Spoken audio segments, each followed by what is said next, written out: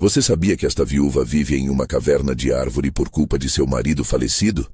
O motivo é impressionante. Quando a notícia chegou, ninguém imaginou o que viria depois. Aquele silêncio ficou pesado na casa. Maria das Graças segurou o corpo do marido pela última vez, como quem tenta fixar uma presença que já não respira. O funeral foi simples. Havia flores murchas, vizinhos com olhos vermelhos e a sensação logo depois de que a vida tinha tomado outro rumo. Em poucos dias, a tristeza foi acompanhada por uma outra palavra: despejo. O gerente do banco apareceu na sala como um mensageiro de um mundo que Maria não reconhecia. Explanou prazos, documentos que precisavam ser assinados e números que para ela eram só símbolos que não voltariam para casa. Havia dívidas das quais ela mal tinha ouvido falar. O nome do marido estava sempre em primeiro plano, e sem ele, tudo parecia escapar das mãos da família. Na pressa de recolher o pouco que restara, enquanto a casa era avaliada e os papéis revirados, alguém encontrou a Bíblia de família.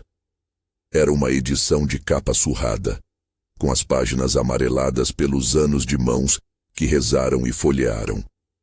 Entre aquelas páginas, dobrada como se sempre tivesse aguardado um momento, havia uma carta. A grafia era inconfundível. José. Maria leu com as mãos trêmulas. A carta não era longa.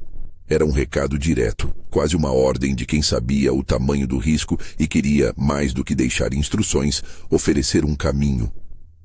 Havia uma frase que cortou o ar. Leve as crianças para a árvore oca da fazenda velha. A resposta está lá. Era simples, seco, quase absurdo. Por que uma árvore? Por que deixar tudo por conta de um tronco oco?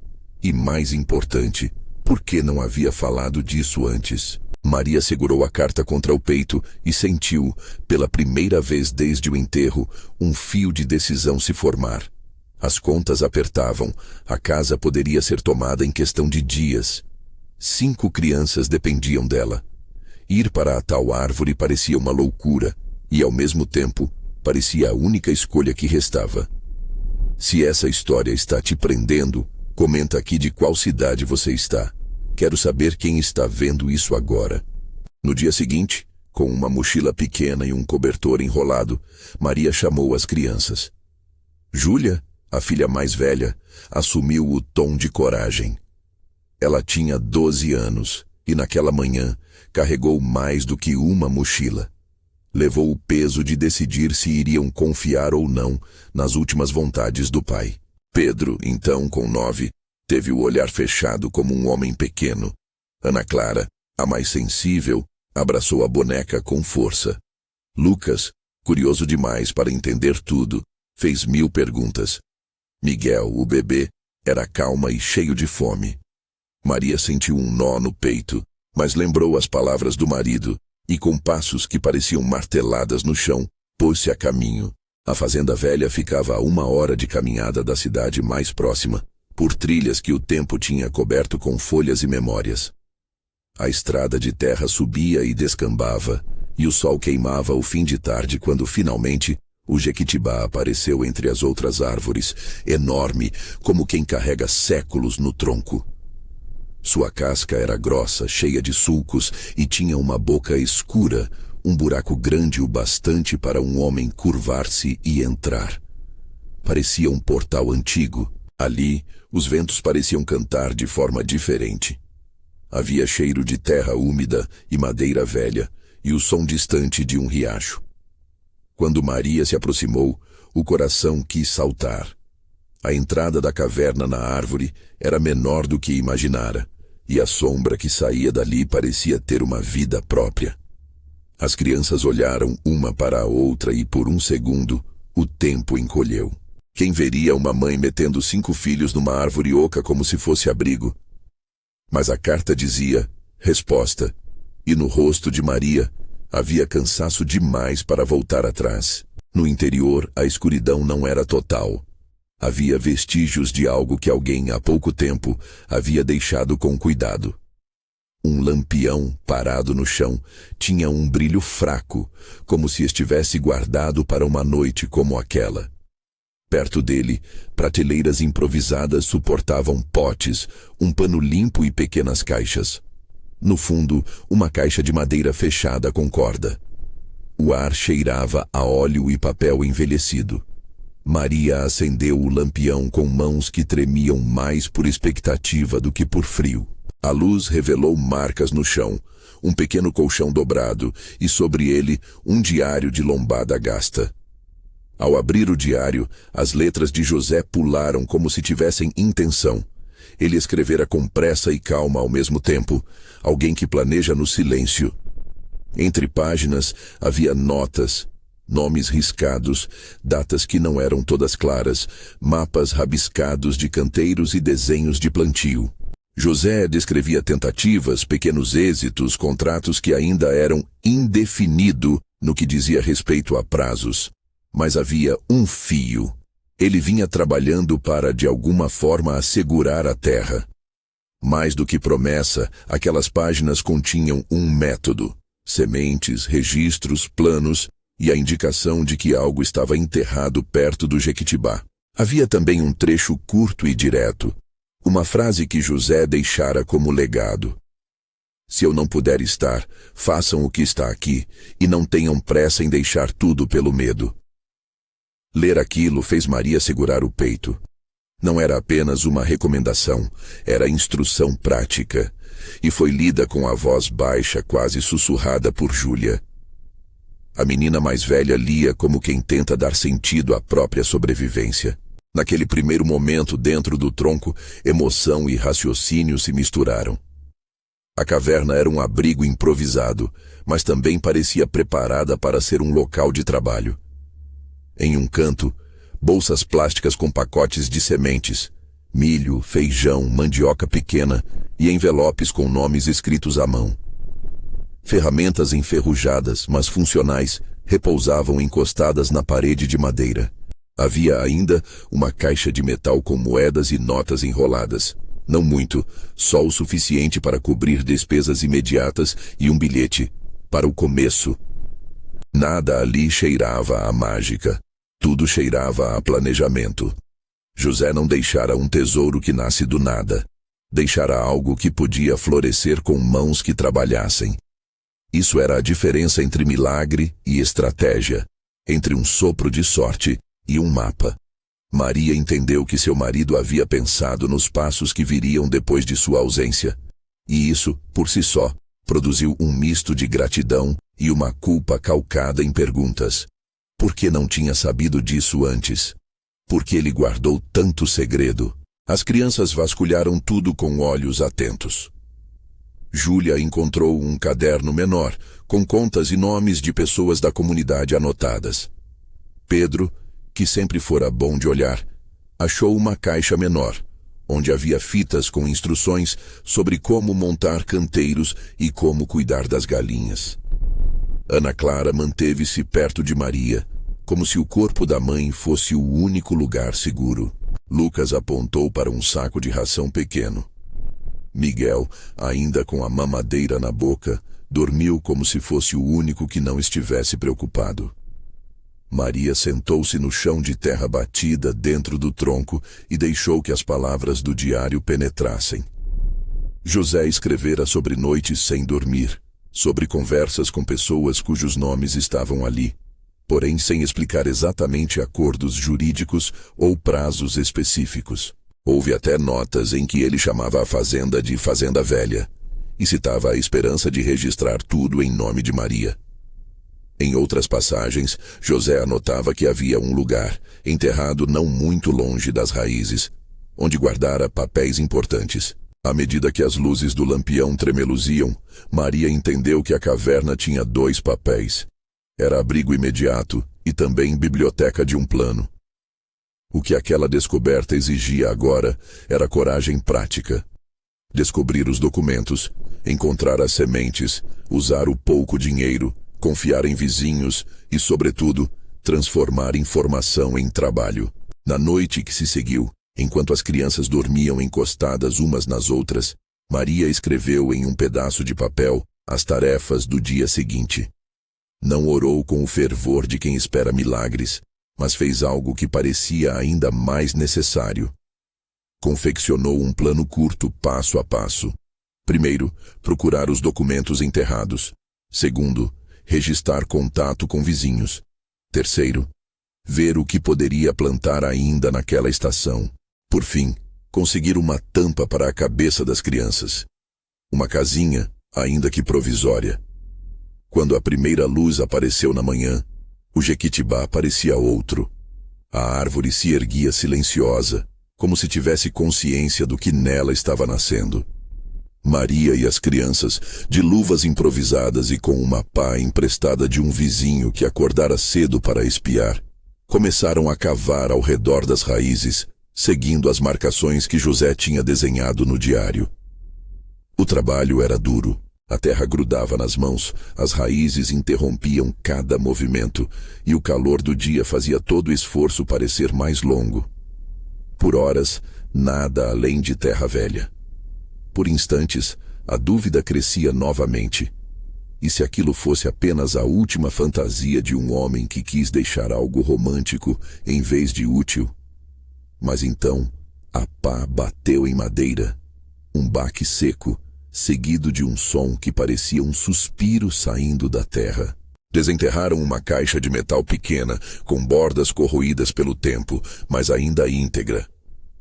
Havia também um envelope plastificado com o nome de Maria rabiscado. Não de forma pomposa, mas como se alguém tivesse certeza de que aquilo deveria chegar às mãos dela. Dentro da caixa, além de um maço de cédulas amarradas com um elástico, havia papéis enrolados em plástico. Maria abriu com os dedos que tremiam de novo, porém, por outra razão. A expectativa. Os papéis não eram pomposos, eram documentos de natureza prática, certidões amareladas, uma escritura que parecia antiga e notas que, se por si só não resolviam tudo, indicavam um caminho. Alguns documentos estavam indefinidos quanto a prazos e validade.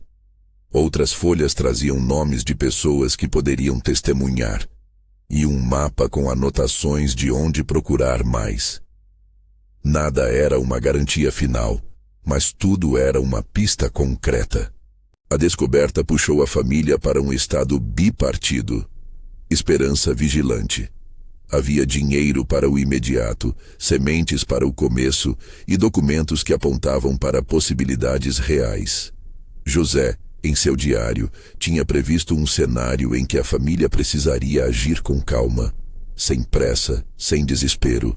Uma linha curta que Maria leu em voz alta. Júlia, com os olhos brilhando por uma mistura de medo e empolgação, prometeu que venderia o primeiro saco de verduras que cultivassem na feira.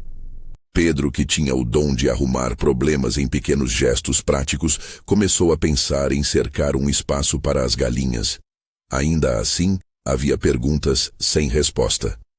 Alguns papéis não explicavam como funcionavam os trâmites que hoje eram necessários para garantir a terra definitivamente. O que exatamente José fizera nos últimos anos? Havia testemunhas? Como transformar aquelas folhas em algo que pudesse ser aceito fora da fazenda? A resposta era trabalho e também conversa. Era necessário que pessoas de fora testemunhassem, que o vizinho se lembrasse de como a família cultivara a terra por gerações, que alguém com conhecimento jurídico olhasse os papéis e dissesse o que faltava, se faltava alguma coisa. Maria sabia que podia ficar ali, dentro da caverna, com o pouco que fora encontrado, esperando por um milagre. Mas a vida aprendeu-a a não depender só de milagres.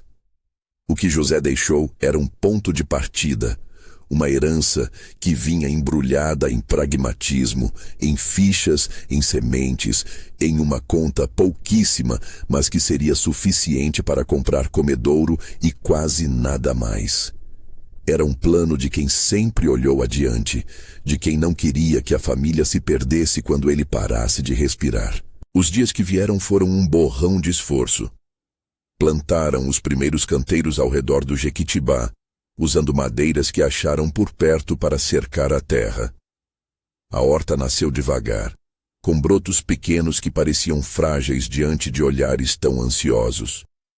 Maria aprendeu, lendo os livros que José deixara, como intercalar culturas, como cuidar de uma muda e como economizar água. Havia calos novos nas mãos dela e nas mãos das crianças. As noites era de cálculo. Quanto venderiam na feira se tudo desse certo? Como dividir o pouco entre alimentação e ferramentas? No vilarejo, a notícia correu devagar. Primeiro foi o seu Geraldo, que sempre emprestava uma pá e uma xícara de café. Depois Dona Cida, que trouxe uma sacola de temperos e um cobertor. O mutirão começou com 2 vizinhos, cresceu para 5, e em menos de uma semana, havia homens levando tábuas e mulheres ajudando a elevar paredes. Não foi um espetáculo, era suor e cuidado. Montaram uma casa pequena com telhado improvisado, mas firme. O choro de gratidão de Maria ao ver um teto sobre as cabeças das crianças foi mais convincente do que qualquer palavra pública. Houve momentos de ansiedade. Um dia, Júlia voltou da feira com menos do que esperava. Outro dia, uma chuva forte alagou parte do canteiro. Ana Clara ficou doente, febril. E Maria correu para garantir remédios. Esses episódios não foram amplificados em lágrimas de roteiro. Foram derrotas concretas que exigiam soluções práticas. E cada uma delas foi enfrentada com a soma de oração, conversa e trabalho. A fé para Maria era um consolo que vinha ao lado da pá. Enquanto a família reconstruía sua rotina, surgiram também pessoas com conhecimento. Um advogado apareceu pela indicação de um vizinho, Dr. Roberto Almeida, ainda que naquele momento seus passos fossem cautelosos e cheios de perguntas. Ele não ofereceu promessas milagrosas. Disse o que podia fazer com base no que havia de documentos e orientou sobre os próximos passos. Havia burocracia no caminho, havia prazos indefinidos, havia necessidade de testemunhos, mas havia algo que ninguém poderia negar. A presença dos papéis enterrados por José era um começo palpável. O que mais surpreendeu a comunidade foi o modo como as crianças se transformaram. Júlia tornou-se o rosto da venda na feira. Começou a montar as caixas de verduras com cuidado, a conversar com as senhoras que chegavam cedo para comprar o melhor repolho.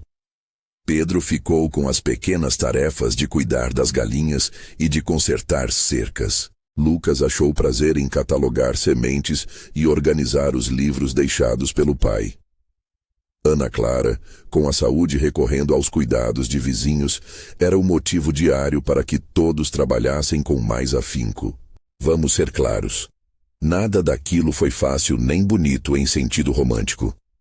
Viver em parte dentro de uma caverna de árvore, ainda que temporariamente, implica em noites úmidas, dores nas costas e a vigilância constante sobre as crianças. Não é dignificante por si só, mas foi uma solução. E foi fruto de um marido que pensou no que viria depois, deixando sinais práticos de um plano. Quando, em uma tarde de céu limpo, Maria voltou à caverna para buscar algo, encontrou um canto que José, talvez, havia imaginado transformar em um santuário da memória. Havia uma foto dobrada, dos 5, num domingo qualquer, e um pequeno bilhete preso por um elástico, para que você saiba que nunca esteve sozinha. Maria segurou aquela folha e sentiu que a viagem de construção que vinham fazendo já tinha outro sentido. Não era mais só sobre sobreviver, era sobre honrar um legado de cuidado. Aquele legado, porém, não se consumia apenas em lembranças. Eram ações. A lista de tarefas crescia. Procurar ajuda formal, validar documentos, aumentar a produção, garantir que as crianças tivessem escola e vacinas em dia. E havia uma pressa delicada. Tempos de registro e prazos indefinidos no material deixado por José exigiam que driblessem a burocracia sem perder o foco do plantio. Era como andar em 2 correntes ao mesmo tempo. Uma de jornalismo da vida, alimentar, cuidar, consertar, e outra de diligência formal. Encontrar apoio jurídico, falar com a prefeitura, entrar em programas sociais. A história nesse ponto ainda guardava uma virada grande que Maria sentia no corpo. Havia uma sensação de que o que José fez não era apenas para mantê-los vivos um mês ou dois, mas para construir algo chamado, desde então, nas conversas com vizinhos, de Fazenda Esperança. Mas isso precisava de tempo, precisava de mais mãos, precisava de provas e de testemunhas. E, acima de tudo, precisava de coragem para seguir um mapa que estava nas mãos de uma viúva e seus filhos. Naquele fim de tarde, enquanto o sol pintava o tronco do Jequitibá de ouro, Maria sentou-se à frente da caverna, com o diário apoiado nos joelhos. As crianças brincavam um pouco mais longe, já sem medo, já pensando nos próximos passos. Ela leu uma passagem curta do diário, uma frase que José escrevara depois de uma noite de estudo. Plantar é acreditar que o futuro pode ser mudado com trabalho. Era simples, era concreto, e era, de novo, instrução. Mas havia mais do que disposição para plantar. Havia quem observava. O vizinho, seu Geraldo, e Dona Cida, que trazera uma mesa velha para dentro da casinha nova, conversavam com Maria sobre como chamar apoio. Havia nomes no diário que ainda precisavam ser contatados. Havia testemunhos a buscar. Havia um contrato que, se fosse alcançado, poderia permitir que a produção da família se tornasse fonte de renda estável. Mas isto era, por ora, apenas uma possibilidade. Na penumbra que se formou quando as crianças voltaram para a caverna para dormir, Maria fechou o diário e guardou os papéis que tinham sido desenterrados. A caixa metálica foi colocada num canto, junto ao lampião. Era um abrigo, sim. Era também um plano à espera de execução. Ela sentiu que o próximo passo precisaria de mais do que braços. Precisaria de voz, de levar à cidade os documentos, de conversar com o advogado, de fazer com que as palavras de José se transformassem em ação palpável. E naquele silêncio que já não era de luto, mas de trabalho por vir, Maria dormiu vestindo uma responsabilidade nova, a de transformar o que fora deixado em vida em futuro para seus filhos. O tronco do Jequitibá, com a caverna acesa por um lampião, tornara-se o lugar onde a família recomeçava. Mas ainda faltava a prova maior.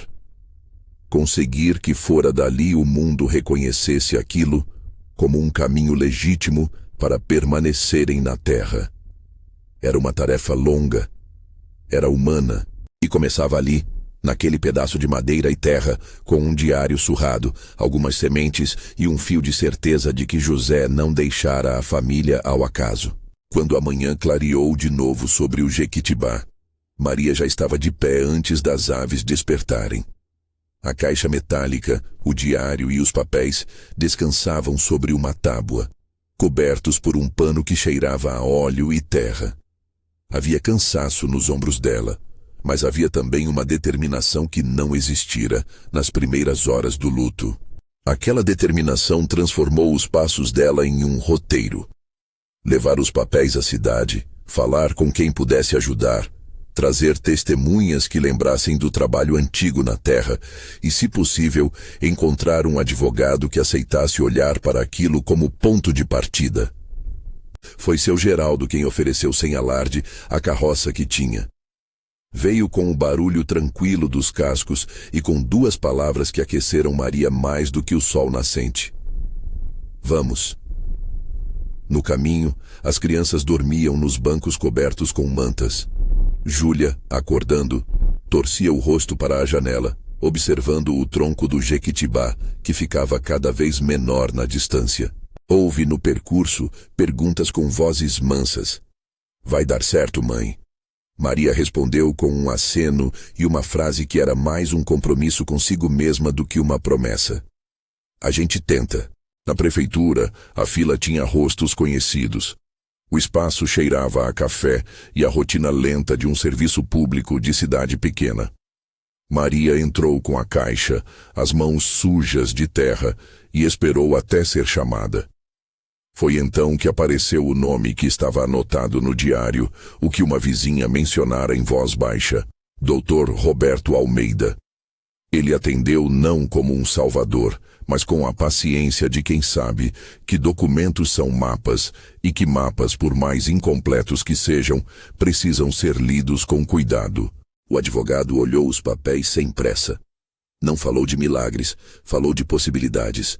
Mostrou onde havia clareza, as certidões, a escritura antiga, e onde havia lacunas que precisariam ser confirmadas por testemunhas e por tempo. Havia, disse ele, palavras no diário de José que indicavam intenção e prova de trabalho na terra. Nada é certeza absoluta, murmurou Roberto. Mas tudo aqui é um começo real. Maria ouviu como se estivesse recebendo um instrumento. Razoável, concreto, possível. E foi com esse tom que decidiu abrir mão do medo e começar a trabalhar o plano.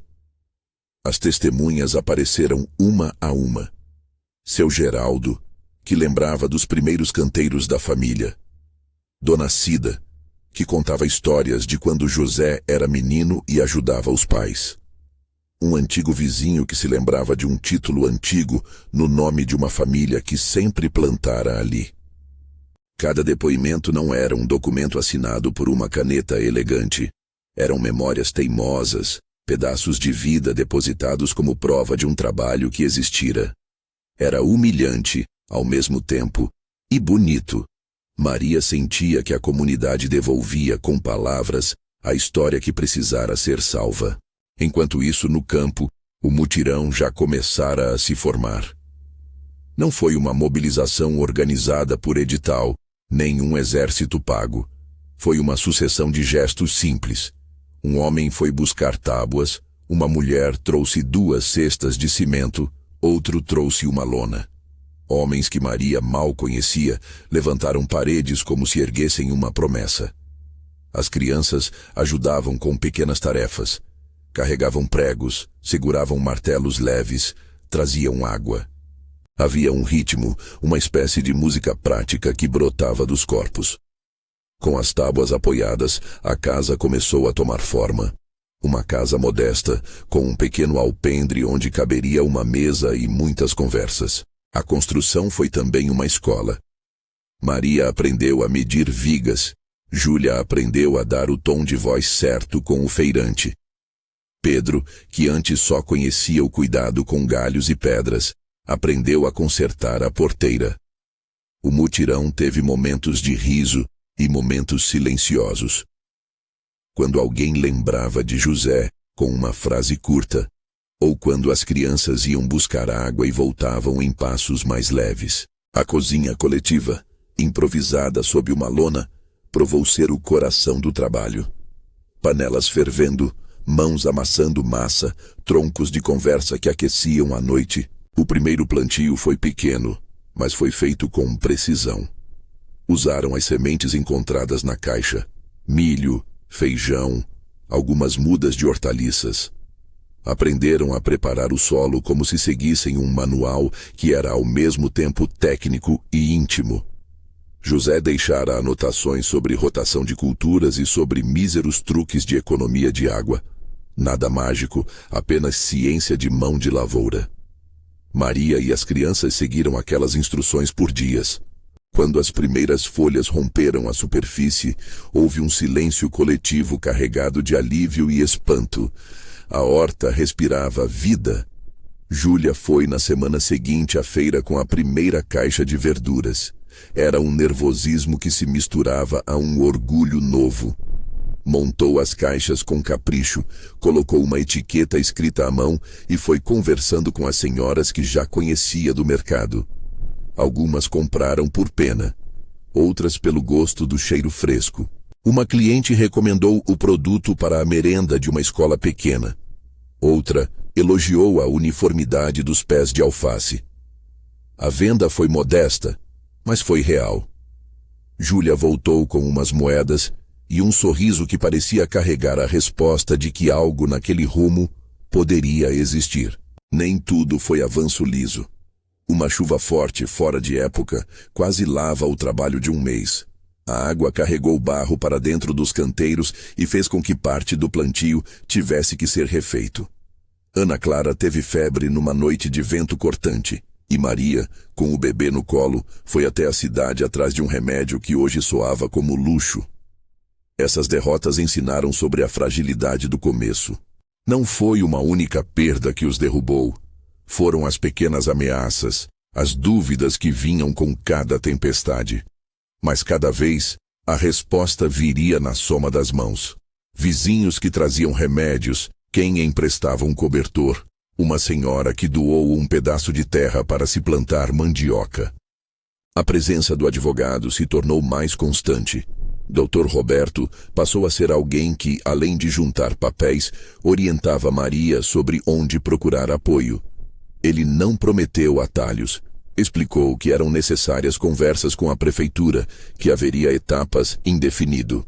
E que, no meio disso tudo, a família precisava seguir produzindo. Em certo dia, depois de olhar os documentos junto com a família e ouvir testemunhos, Roberto disse algo que se tornaria lema. Você tem um trabalho que mostra quem vocês são. Isso pesa. A gente vai transformar esse peso em palavra que o mundo reconheça. A palavra chegou adiante quando Carla Mendes, responsável por um programa de merenda escolar, ouviu falar de uma horta comunitária que produzia alimentos com qualidade e cuidado. Ela veio com uma prancheta, com perguntas e com um olhar crítico. Observou a produção, perguntou sobre o ritmo de colheita, sobre os métodos, sobre higiene. Não prometeu absolutamente nada na primeira visita. Voltou depois com uma equipe que inspecionou e aprovou. Não por benevolência, mas porque, naquele pequeno espaço de terra, havia alimentos que cumpriam os parâmetros de segurança e qualidade que a escola exigia. O contrato formal não apareceu de imediato, mas a conversa com Carla foi um passo que mudaria o curso. Houve interesse em comprar parte da produção para compor a merenda da rede local. Enquanto isso, a vida doméstica ia se achando nova forma. A casa que fora erguida pelo mutirão tomou um papel simbólico. Era o centro onde se lavavam roupas, se contavam histórias e se sonhava para o futuro. Havia um quarto pequeno só para as crianças, com colchões alinhados e uma janela que dava para os canteiros. A caverna no Jequitibá deixou de ser o abrigo principal e foi transformada em santuário. Ali, no silêncio do tronco antigo, ficava o diário de José. Ali, Maria deixava flores de papel e as crianças iam, de vez em quando, ler trechos. A caverna não era mais moradia, mas continuava sendo memorial vivo. Um lugar onde a ausência de José se fazia presente não como falta, mas como guia. O reconhecimento, quando veio, foi discreto. O prefeito Ronaldo veio à fazenda numa manhã de calor, com o protocolo que cabe a quem governa um município pequeno. Aperto de mão, fotografia e algumas palavras sobre agricultura familiar. Não foi um troféu que caísse do céu, foi um diálogo.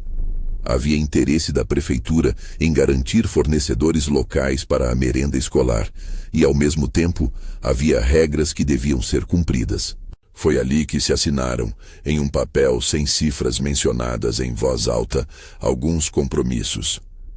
A prefeitura compraria parte da produção em ciclos que seriam repetidos conforme válidos. Houve naquela assinatura aplausos discretos e o peso de uma responsabilidade nova, a de manter qualidade e entrega regular.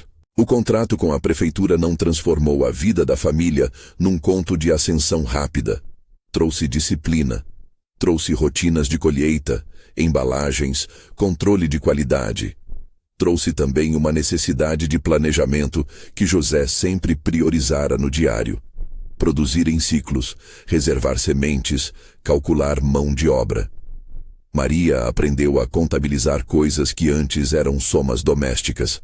Quanto renderia um saco de feijão se plantado na época certa? Quanto custaria repor uma ave no galinheiro? Júlia assumiu a coordenação da produção destinada à merenda. Pedro coordenava o cuidado com as galinhas e a limpeza do galinheiro. Lucas fazia pequenos registros das sementes. Ana Clara, quando já mais forte, Ajudava a regar com uma mangueira miúda. Miguel, crescendo, virou motivo de risos quando tentava imitar o trabalho dos irmãos. O apoio institucional teve nomes e rostos. Dr. Roberto continuou presente, mediando conversas e explicando quando as exigências chegavam. Carla passou a ser uma interlocutora regular. O prefeito, em certas ocasiões, fez declarações que ajudavam a ampliar a visibilidade da iniciativa. E mais importante, muitos vizinhos continuaram a ser ponte viva entre a família e recursos que pareciam distantes. Quem emprestava uma máquina para abrir um sulco, quem ajudava a buscar um saco de adubo a preço mais barato. Não se tratou de um caminho sem dificuldades, tratou-se de uma caminhada em conjunto. Ao longo dos meses, a produção cresceu de forma realista. Não foi uma colheita que multiplicou riquezas de um dia para o outro. Foi um progresso medido em sacas pequenas, em economias cuidadosas e em reinvestimento constante. A horta passou a abastecer a casa com verduras frescas. As vendas na feira foram incrementando e a participação na merenda da escola garantiu uma entrada previsível. Com o tempo, foi possível adquirir uma pequena bomba de água que ajudou a irrigação nos períodos de seca. Com medidas simples, a família conseguiu reduzir desperdício e melhorar produtividade. José havia previsto a necessidade de reinvestir uma parte da renda. Maria o fazia como se cumprisse uma promessa. Houve desafios que testaram a resiliência da família. Uma praga atingiu parte do plantio em um ano. O remédio natural aprendido nos livros de José ajudou, mas não salvou tudo. Uma doença comum entre crianças forçou Maria a distrair-se entre o plantio e idas ao posto de saúde. Em uma época de escassez, as noites foram de cálculo. Quem precisava ser alimentado primeiro?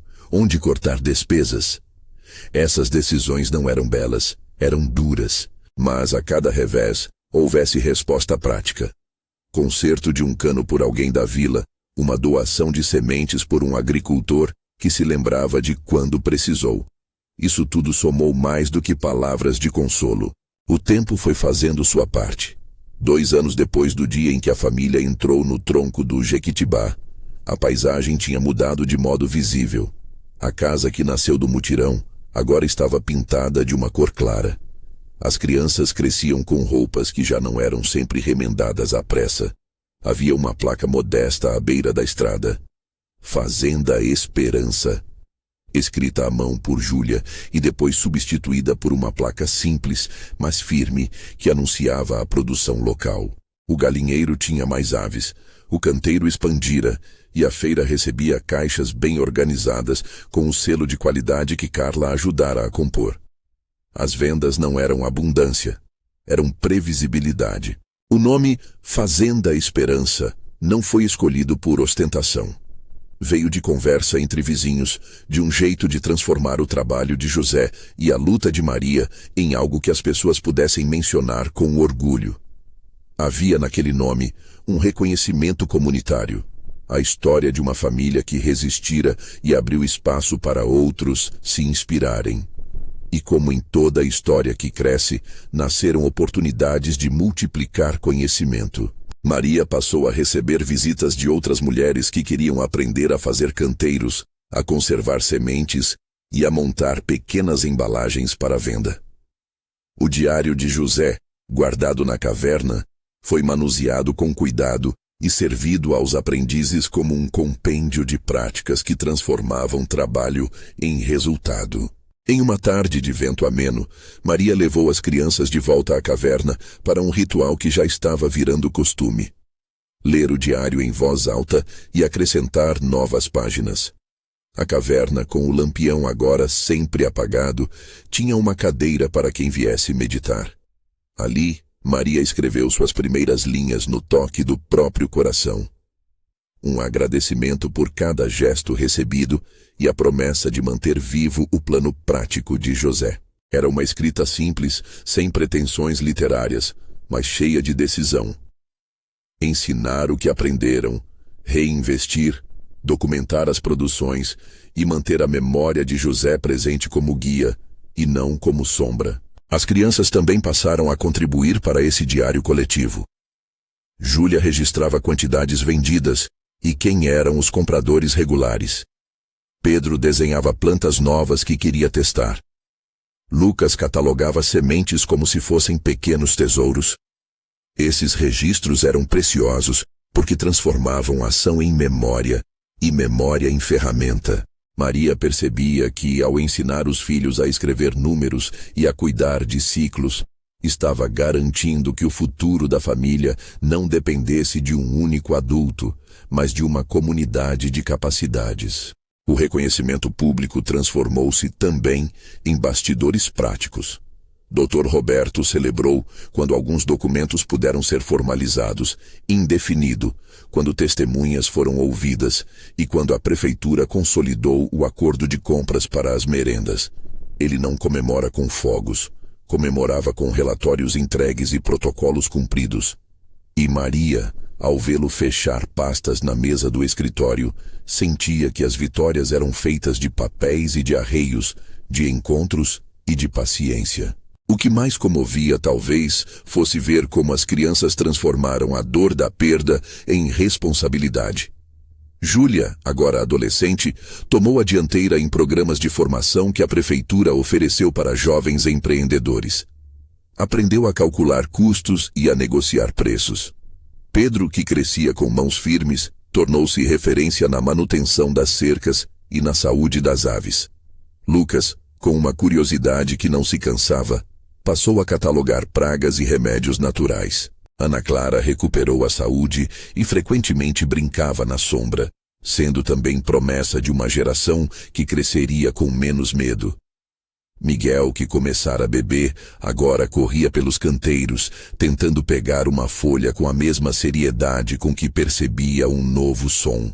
Houve, é claro, dias de saudade que vinham em ondas. Quando a colheita era boa, Maria tocava o papel amarelado do diário e sentia a presença do marido como academia de conselhos que passaram a formar decisões. Em ocasiões especiais, o aniversário de José, a assinatura de um documento, a família reunia-se na caverna e deixava uma flor. Era um ritual sem pompa, apenas um gesto de vínculo. Maria às vezes falava alto para o tronco. Contava como tinha ido a uma reunião, o que havia aprendido na feira, como Júlia vendera mais repolhos. Essas conversas não eram conversa com o vento, eram manifestos do que o casal, em vida, havia começado a abordar. Com o tempo, a Fazenda Esperança ganhou outros significados práticos. Passou a ser ponto de referência nas aulas de campo que professores da rede levavam. Crianças da cidade vinham para ver como uma horta se organiza, como a rotação de culturas evita pragas, como um contrato com a prefeitura se traduz em responsabilidade. Havia uma sensação de circularidade. O conhecimento que José escrevera no diário, que Maria aplicara com suor, voltava multiplicado em olhares curiosos e em jovens que perguntavam como poderiam fazer igual. Ainda não havia abundância que permitisse sonhar sem restrições. As contas domésticas eram rigorosas, as secas deixavam marcas e o futuro exigia planejar estação a estação. Mas existia agora um elemento que antes faltara: previsibilidade. Saber que, na próxima entrega à prefeitura, haveria um pagamento que cobriria parte das despesas e que uma parcela seria reservada para investir na próxima safra.